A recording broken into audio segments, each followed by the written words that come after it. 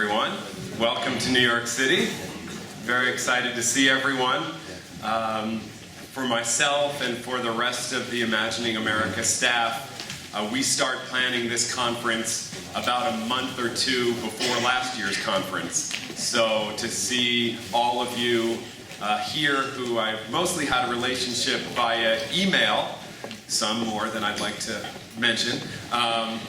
Just kidding, you're all wonderful. I hope everyone's found their way to where they need to be.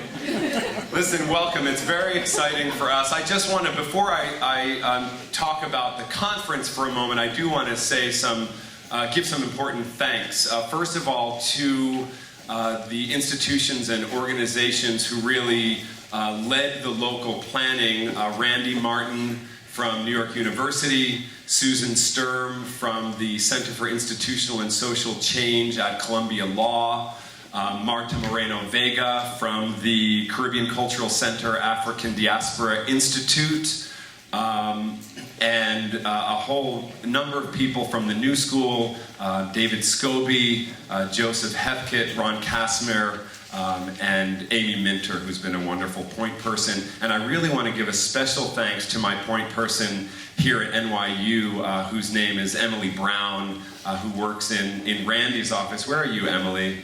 Yes, can you just give Emily a round of applause?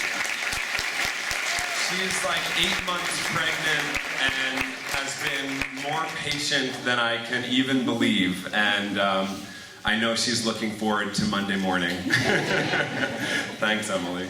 I also want to say a special thanks to Bill Aguado, who was a local activist and artist, and who really encouraged us and pushed the organization as we have thought for years about how to bring in the voices of our community partners in a meaningful way.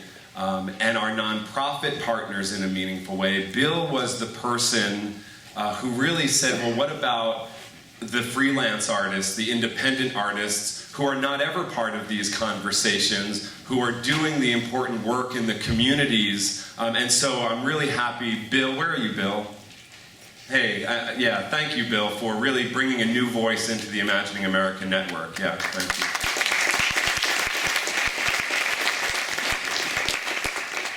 Just to give you a little bit of perspective, the organization, for those of you who don't know, started at the University of Michigan. And we were at the University of Michigan for 5 years. And it was decided, I don't know what crazy person thought, that every 5 years we should move to a new institution. And so there was a kind of a bidding process, and it was decided that the organization would move to Syracuse University, where it's been for the last 5 years. Well, when it became clear that that transition into Syracuse took about 3.5 years, we thought it was probably not wise to move again. And so we're staying at Syracuse for another 5 years because it's a wonderful relationship that we have, and we've built a lot of powerful relationships with people beyond the academy, and of course have a dynamic national leader in Chancellor Nancy Cantor. The conference 5 years ago was in Syracuse in 2007, and that was the Jan Cohen Cruz's first conference as the national director. At that conference, I was just looking through some old programs. We had a total of 25 sessions. It all happened in the Sheraton Hotel. There were just under 200 people, almost all of whom were from higher education. This year, we have over 100 sessions. None of it's happening at a Sheraton or anywhere like a Sheraton. We have a dozen site visits where campus community partnerships are taking place in all 5 boroughs of the city. There are 500 people registered for the conference. We've given out over $12,000 in reduced or waived registration to community partners and students.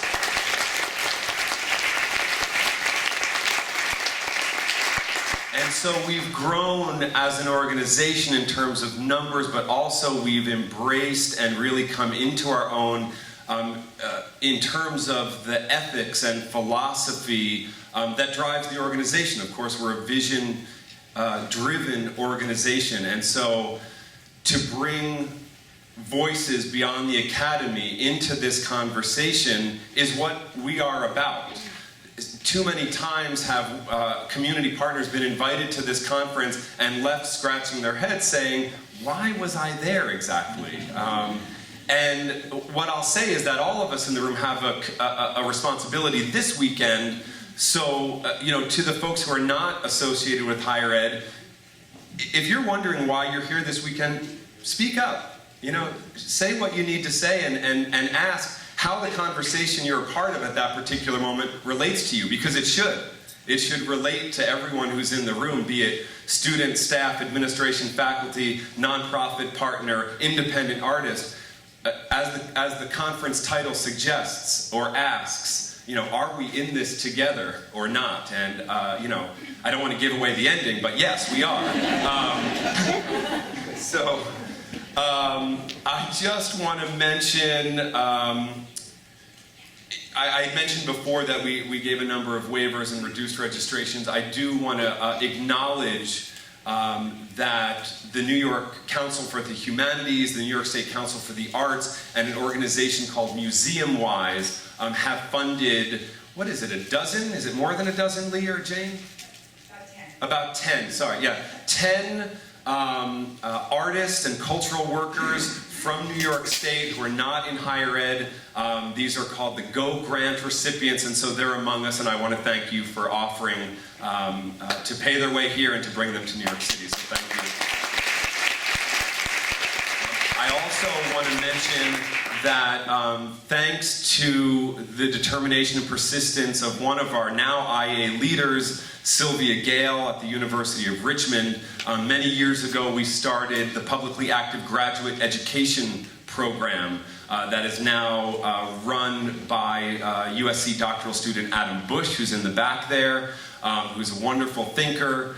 And he has brought together about 20 graduate students. We have over 300-page fellows and hundreds of applicants each year, and we pay for the graduate students to come to the conference. They're involved in a year-long conversation and writing a partnership together.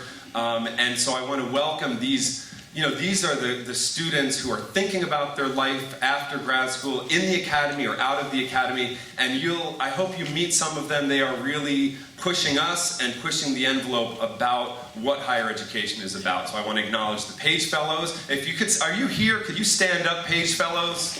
Page Fellows, oh, you're all right here. Yeah, great. There they are.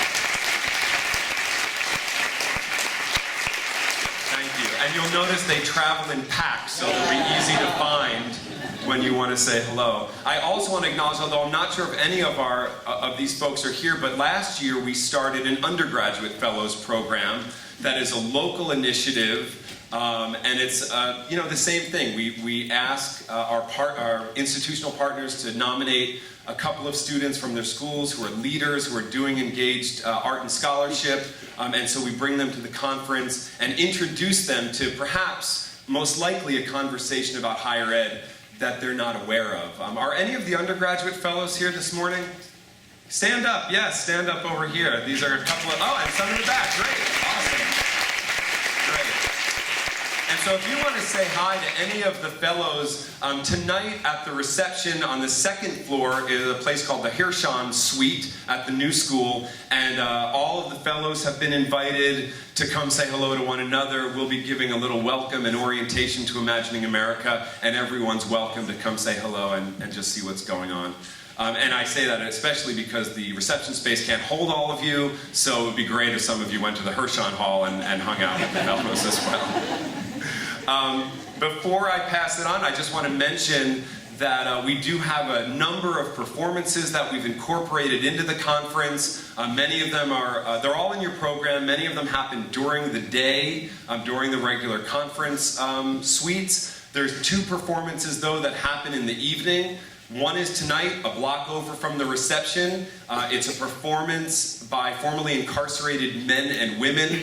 That's a prelude to a deeper conversation we're having tomorrow morning at NYU about the role of higher education and theater in the process of reentry, which is an important topic for a lot of us in the room and a lot of us in the network. That's free, open to the public, no reservations needed. Just come over after the reception. Tomorrow night is a project that Tim Eatman, IA's new co-director, and myself perform in. It's a community-based performance from Syracuse, New York, with right now there are 30 residents of Syracuse somehow making their way down to the city, and we're going to have 2 shows of something called the Dream Freedom Revival, which is a participatory, political, musical theater event. But you do need reservations, and it's a black box theater, so get your smartphones out. It's dreamfreedomrevival.org. You got a little flyer at registration. I would love to see folks there. It's a really fun and provocative experience, I would say. With that, I am now supposed to say something else. I think I'm passing it off. Oh yeah, I know what I'm supposed to say. Yeah. I'm supposed to say, as I mentioned before, we have these transitions in Imagining America, and when Jan completed or was about to complete her 5-year term as the director of the organization, we embarked on a search. And it was a long search. We recognized that this organization was very different from the one that Jan was handed. She built it, Julie built it for 5 years, Jan built it for 5 years. The scope of what we were doing had grown, the people we wanted involved had grown, the types of knowledge that someone would need to lead this, the conversations in higher education, the conversations about arts and humanities and design, the conversations about activism and ability to have rapport with, college chancellors and presidents and staff and administrators and community partners, activists, artists. It was a lot of work to think about one person taking on. And so something else happened. It was decided that we should have 2 directors, that this organization was growing fast enough and that the conversations were complex enough that we would benefit by having 2 people at the helm leading this dynamic organization that sees itself amongst those at the forefront of a movement to transform higher education. And through all of this, knowing what was happening, knowing the kinds of stresses that were being placed on the candidates, I couldn't help but wonder what in the world was going on in their minds while this was happening. Ladies and gentlemen, Scott Peters and Timothy Eatman, our new co-directors for Imagining.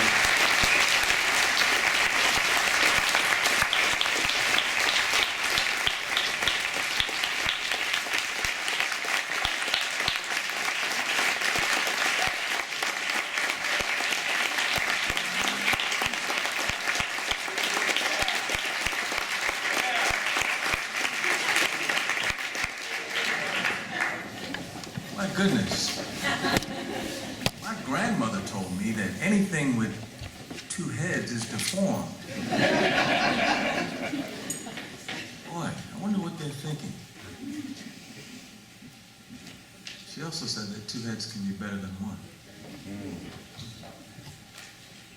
It's pretty easy for me to explain what I was thinking. I was thinking, thank God, I'm not going to be here by myself.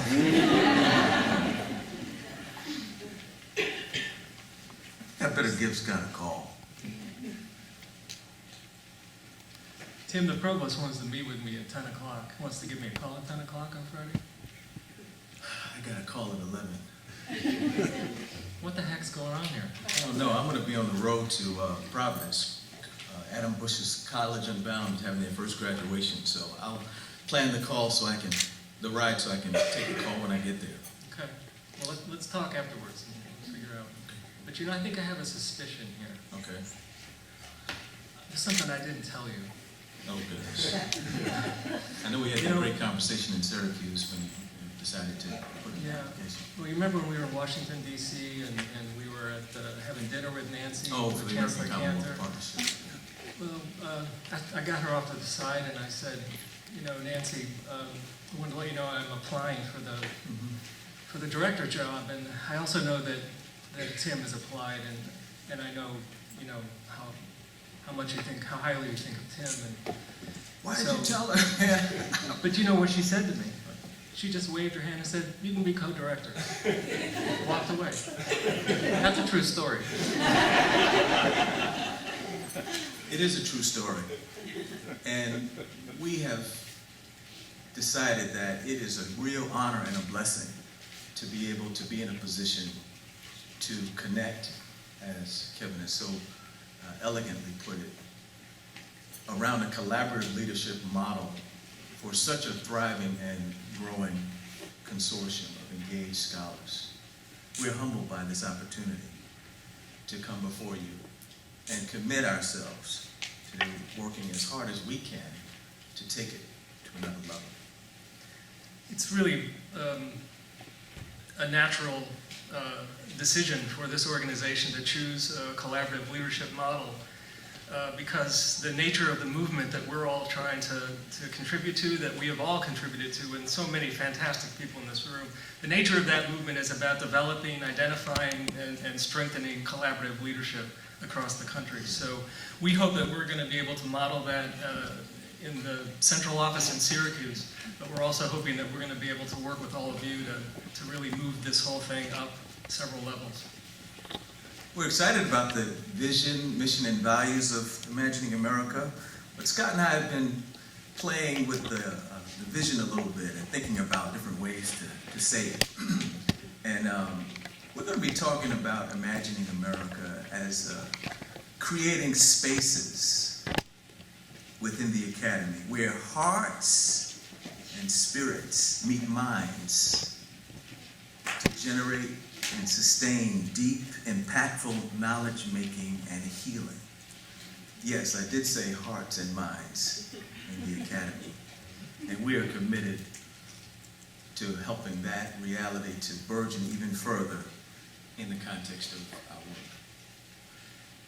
So that phrase is a little bit of a reworking of one of my favorite phrases from a woman named Ruby Green Smith, who was at Cornell University for 3 decades. She wrote the history of extension at Cornell, and she wonderfully titled her book, "The People's Colleges."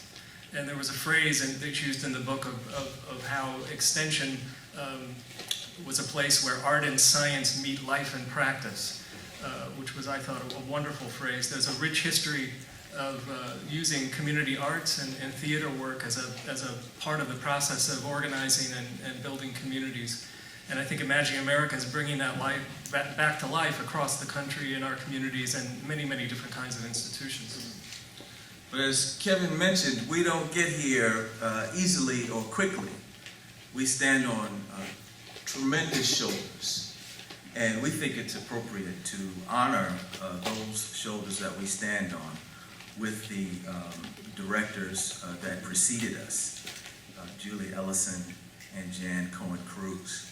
It's funny, we were talking about how that network has developed and thinking about what it might mean in terms of our own responsibility to building the legacy. And we wanted to spend some time getting their words before us in a powerful way, because we know that words mean so much, they're so important, and we actually want to take some of these words and have them posted in the IA headquarters, start maybe a tradition of sorts. Scott and I talked about Julie and her initial National Advisory Board and planners beginning to build a vehicle of sorts, something that's moving in the Academy in a fresh and different way, something that is employing the cultural disciplines in ways that we had not seen prior. And the work of building that vehicle moving forward must have been pretty challenging. She says that a tough-minded enthusiasm was needed during that time. So it was striving for a balance between the excitement of wonderful ideas and a network of creative and brilliant and driven people forming and communicating their importance on the one hand, and having to calmly navigate countless bureaucracies, internal and external. So, IA's second director, Jan Cohen-Cruz, took over this vehicle that had been constructed and was now taking off the ground and getting into the air when it moved to Syracuse. So we asked, and by the way, I just have to thank Jan so much for her work over the past 5 years. I feel like we're riding a wave, and it's a wave that began in Michigan and was just built tremendously in the past 5 years at Syracuse. So I just want to thank Jan and everyone. Jan and Julie stand, please, for introducing. Jan and Julie, please stand.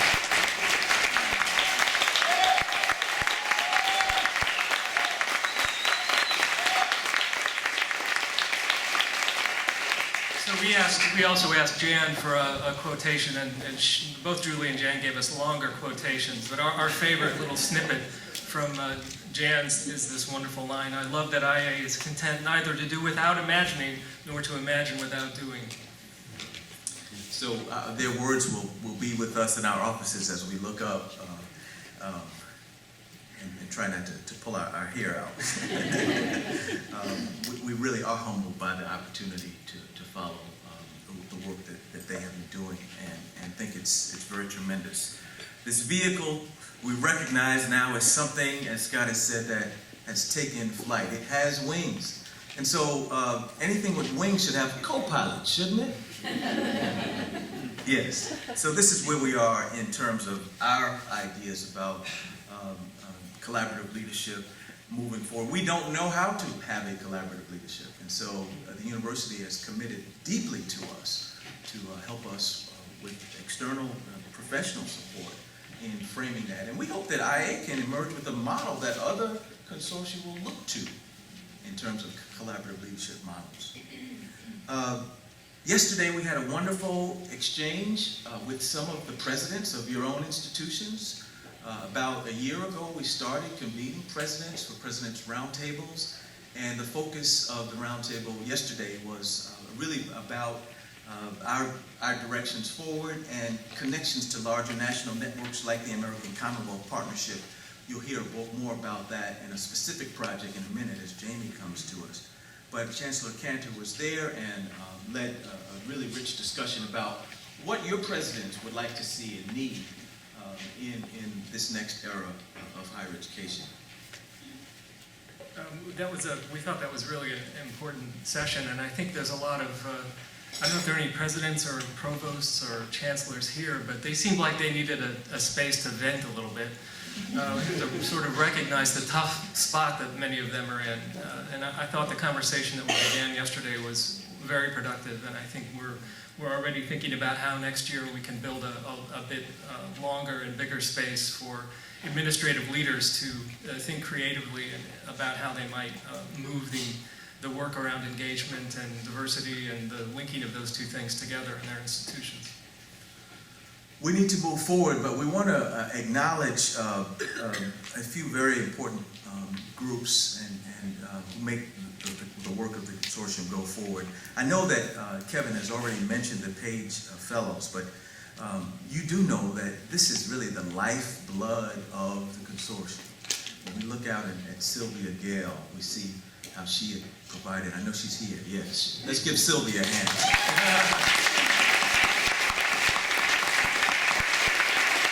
I was at the conference in Illinois where she walked up to Julie and said, "Where are the graduate students?" And the Ellisonian wisdom just said, "Take it over," and she did that. And many of you know that Kevin Bott was the Page director, who's now our associate director, and we're so excited about the leadership that he is providing. And Adam Bush is the current National Page director. I'm sure he's in the room. I'm not seeing him now. I just want to read the names. Where's Adam? Oh, right. Yeah, right. Yeah. Doing great work. So we have Janine Anderson from the University of Southern California. Would you just stand as we call you? Your name?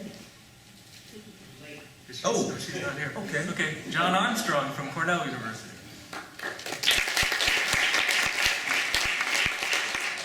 Kaylin Caldwell, University of Washington, Bothell.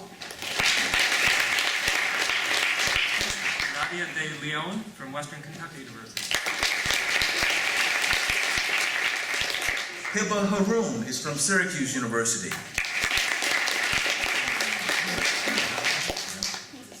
Tony Anonymou from Alcorn State University. Priscilla Leyva, Southern California. Eleanor Mahoney, University of Washington, Seattle. Sean Mukhtar, Emory University. Jennifer Shirk, University of Iowa.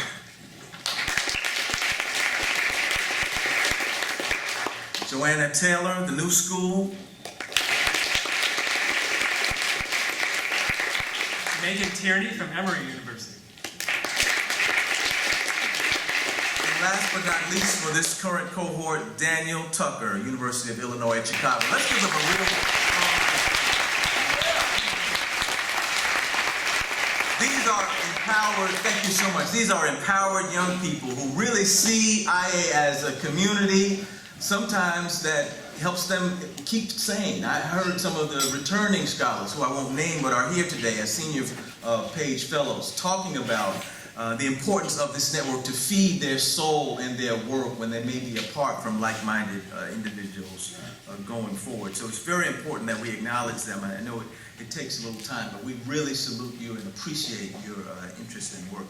I would have all of the National Advisory Board members to stand, please. Bruce Burchett is our chair. Wherever you are in the room, would you please stand? Let's give it a hand. David Moran, Dudley Cox, Vice Chair Kimmy Suda, Ron Lepeshe, Teresa Mangum, John Saltmarsh, and George Sanchez, Randy Martin. I think I've seen Sonia Kukinek and Pam Forza. Wonderful, wonderful people. And Adam Bush. So listen. You know, they're good-looking people, and we want you to see them, but we want you to talk to them. We want you to talk to them. Why do we want you to talk to them? Because they're really smart. And they're connecting. We have a strategy around communicating and mobilizing in a fresher, richer way than we even have been. And so the board members are very important in that regard. Last but not least, we want to thank again the Imagining America staff, who have done tremendous work. You wanted to say a word as someone coming in new, Scott, about the staff? Well, again, I would just echo and make sure everybody understands this. The collaborative leadership of Imagining America isn't just Tim and I. It's this whole crew of wonderful people. The work that people have put into putting this conference together is just astounding, and I've watched the staff just really calmly but carefully and incredibly skillfully put this thing together. So we need to recognize that we have a staff in this organization that is multi-talented and incredibly energetic, fabulous people. I'm just delighted to be able to work with them. So we will ask them to stand. Kevin Bott is in the room. I don't know if Robin Higgins is here, but she would have been involved in registration. I don't think she's in the room. Jeremy Lane is probably down there as well. And Jamie Haft, our communications manager.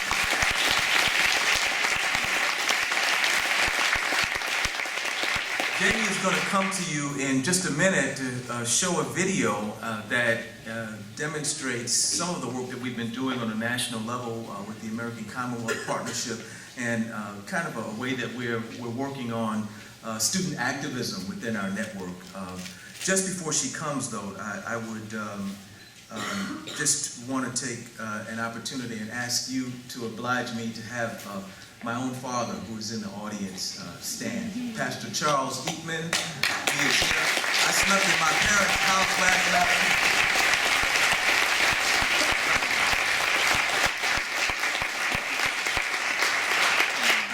Let me just say that you raised a wonderful son. So many things to share, the IA Journal, the Current Library of Futures book, a lot of stuff that sessions will be going on, the Linking for Participation Project. Susan Sturm is somewhere in the room. A lot of robust activity in the network. But right now, we're going to ask Jamie Haft to come forward and share with us some of the work that she has been doing, the compelling work with the American Commonwealth Partnership, and just an amazing communication manager. Are you getting the blog posts and the information that Jamie is sending from the main office? Please, listen.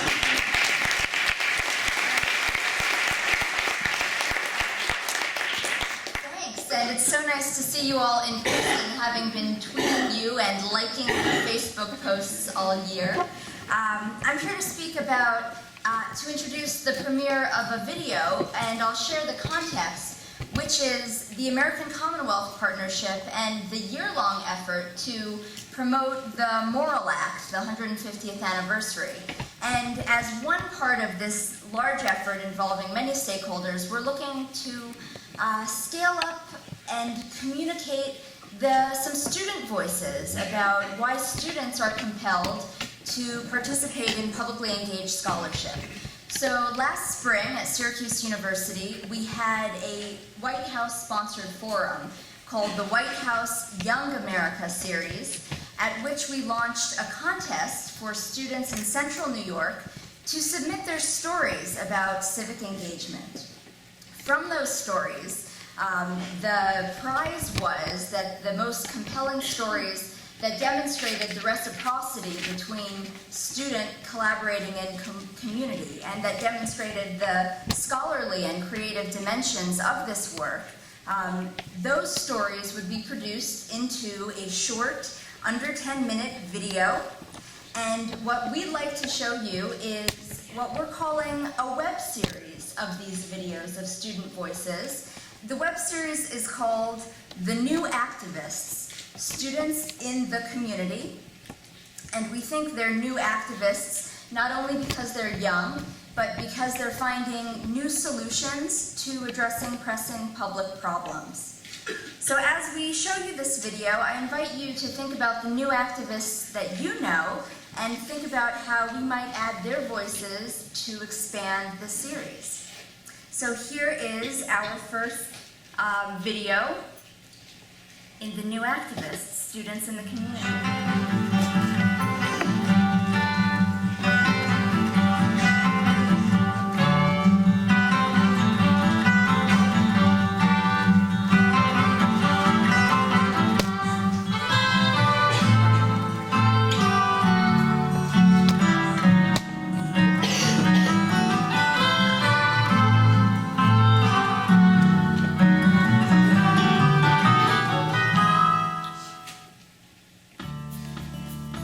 My father was born in Israel and moved to the US at age 25. So I think from a young age I sort of had an interest in international issues and in relationships between people from different countries. My family moved to Rochester recently after my parents got married because my dad got a job at Kodak.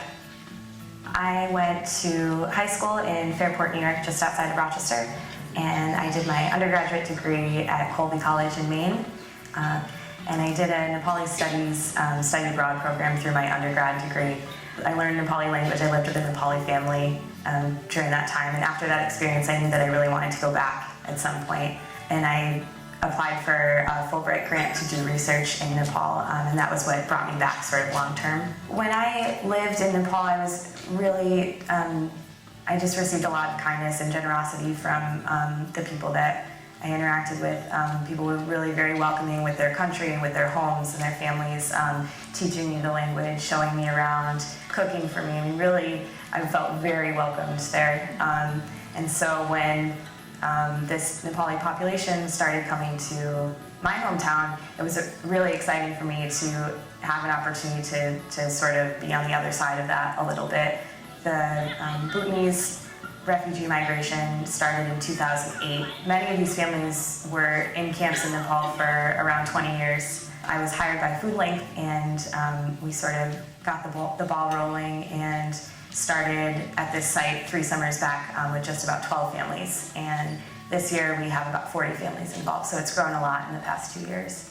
Symbolically, it's an interesting location as well. It's on the site of the old subway bed in Rochester. It's right in the old Kodak neighborhood, and now we're at a point where Kodak is really sort of past its prime, and that's has a lot of implications for the city of Rochester as well. Cities like Rochester, Syracuse, Utica, all of the Rust Belt cities are experiencing a lot of transition at this time. Ideally, the garden will keep growing in terms of organization and participation, and I think we could get to a point where there could be income generated from food growing at the garden. There is somebody at the garden who's working with me who told me a story about children who were born in the camp. When you ask them where milk comes from, they say from the store, and that they don't understand that it comes from the cow. And he was telling me that to say, that's such a difference from the way we grew up, that this is the knowledge that the children are lacking now. They have such intimate knowledge of how to grow food and how to cultivate plants. Things like that you water the plants at night, and you shouldn't plant plants in the morning because it's too hot during the day. You should wait until nighttime. They understand the soil really well. They understand the difference between black soil and light soil, and that black soil is good for cultivating plants and light soil isn't. Farmers throughout the world are aging. That knowledge that used to be sort of general knowledge that was passed on through families is sort of getting lost in a lot of ways. I think it's really neat that new Americans can come in and can sort of bring that knowledge back to these communities that may have lost it. अब आउलो साग सब्जी खानको लागि हैन अब आफूले आफ्नो हातले बनाएको अब नयाँ सब्जीहरू आफ्नो जिउलाई सन्तुष्ट हुने खाँदाखेरि तागत आउने भनेर चाहिँ अब म त पुर्न लाग्छ अनि अब भुटानमा खेतीपाती गरिरहेको बानी अनि यो रमाइलो रहर पनि लाग्छ हो खेतीपाती यस्तो गर्नु पाउँदा खेती लाउनु पाउँदा खुसी लाग्छ. Especially for the older gardeners, the garden site is a really important place. Many of the older Nepalis don't speak English, and there's a pretty low literacy rate among that group as well. So I think for a lot of them, it's sort of difficult to join the community in traditional ways through employment or through school. So I think the garden is a place where they do have skills and knowledge to share. And I think it's especially interesting with a project like this because it's such a physical thing. You're touching the dirt, you're handling the plants, and you really are actually, setting new roots. I think a lot of times when there is any new immigrant group, there's a lot of tension between the original community members and the new community members, and I think that something like this project is a really neat way to try to bring people together a little bit and try to have some sort of reciprocal exchange of knowledge and experience. यो साह्रै राम्रो छ अब उनीहरूले गरिरहेछन् अब यसपालिको seasonal खेती हो यसमा अहिले चाहिँ पोहोर अब 56वटा बाक्सा थियो नि अरु 100 ड्याङ भुइँमा हानेको छ त्यसले गर्दा यो आगो जम्मै हुन्छ भन्दा आगो चाहिँ धेरै राम्रो आउने भइरहेछन् अब बिउ पोहोर र पलाएर खाएको फलाएर खाइयो यसपालि पनि राम्रै हुन्छ भनेर सबैले सोचेको छ राम्रो. For me as a student, this project is something that I'm very, very passionate about. My academic background is pretty varied. I started out studying psychology and now I'm studying environmental science, but I think they're really related in a lot of ways. And I think this project in particular utilizes a natural resource and a community resource for social and psychological benefit. And that is sort of what I'm interested in understanding better. So that's what I'm looking at for my master's thesis, sort of what are those social benefits and psychological benefits of being involved in a project like this, especially for members of the refugee population.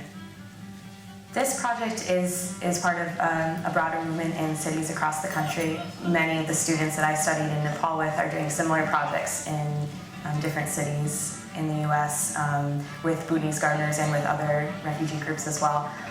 So this is definitely something that's not just isolated to Rochester.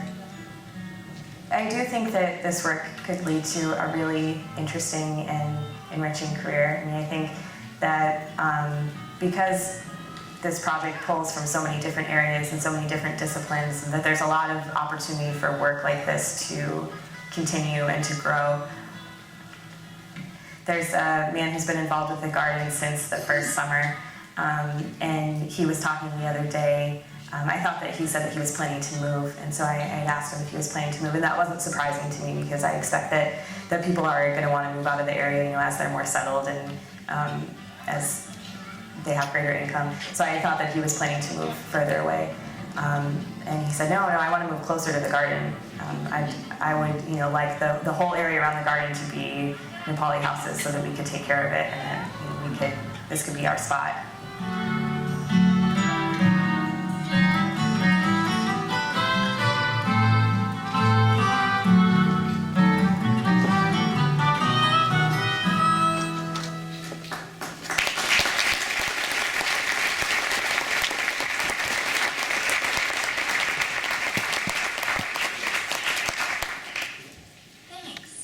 And if we could have the lights, beautiful. And I'd also like to acknowledge in the audience Danielle Price, the story who was featured in the video. Danielle, would you please stand?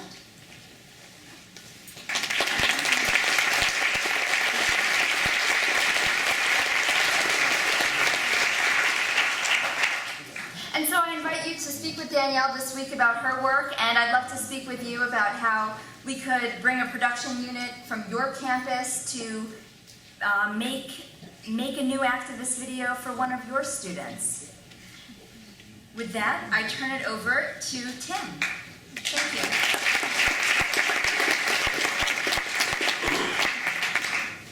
So we're going to move into our plenary session that's going to be led by Marta Moreno Vega and Randy Martin.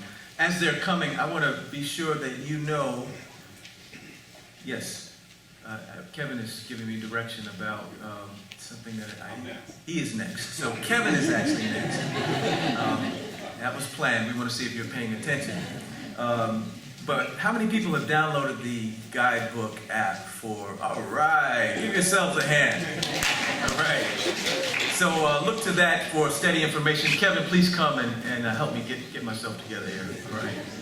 Kevin Bott, folks. You've clapped enough. Great. Oh, I'm not doing that. Okay.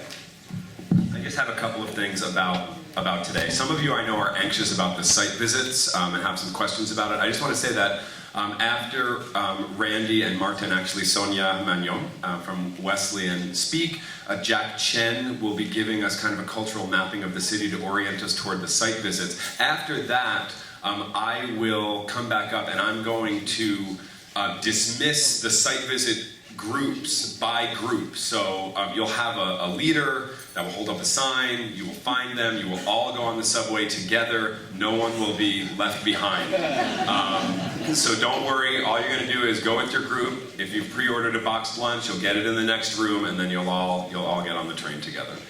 I do want to announce that 5 years ago, I said when Jan first started, we had our conference in Syracuse. And we, as a National Advisory Board and leadership team, have felt, along with the folks at Syracuse University, that the time is right because of what's happened there to go back there. And so next year our conference will be again in Syracuse, New York, 5 years later, to see the wonderful work that has happened, partly as a result of Nancy's incredible Scholarship in Action initiative, but also because of the impact that Imagining America has had. Now, you can write down the dates in pencil, because I'm not sure yet if this is true, but I think it's going to be this very same weekend, October 3rd through the 6th in Syracuse.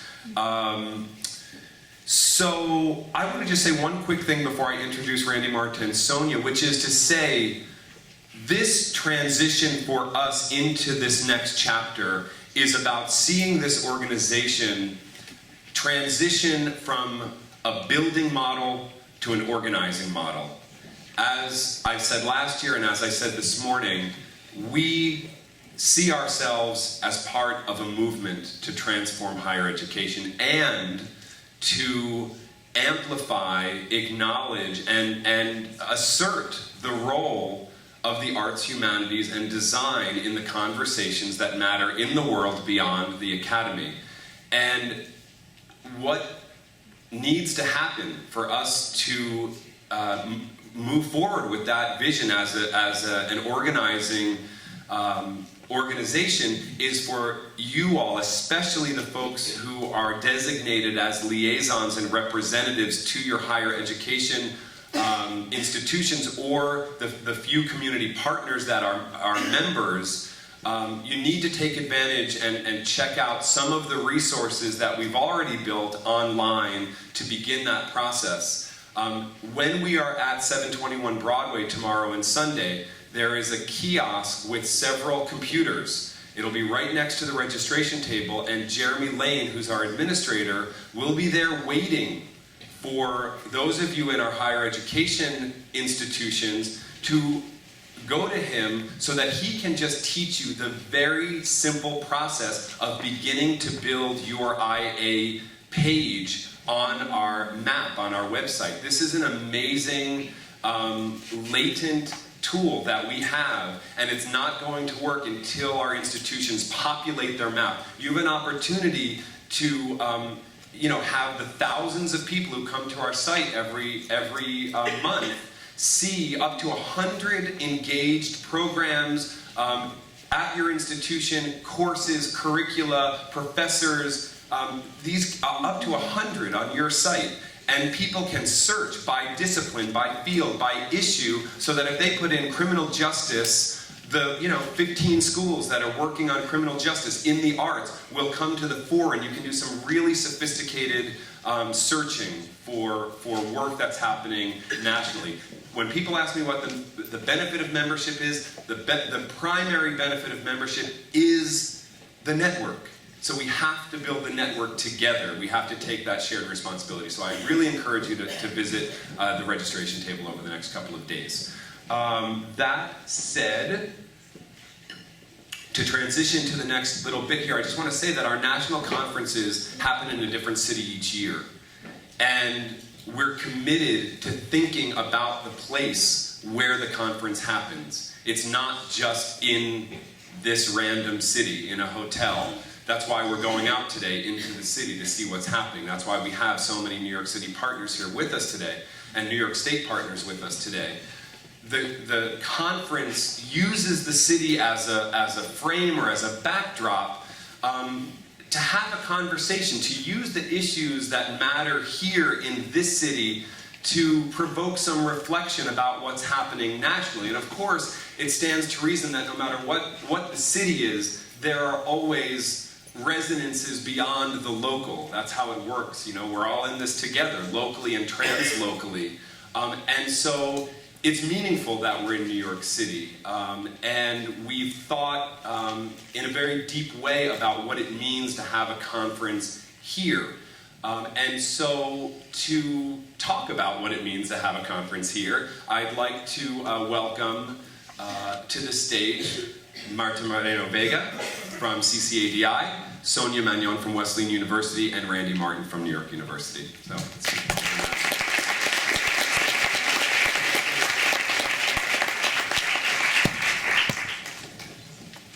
So before those three of us come up, we just wanted to show you a video that gets at the process, which was a process of convening over 60 community-based organizations to engage in a dialogue to come up with the framing language for the conference. So we'll look at this piece, and then we'll go right into the plenary conversation.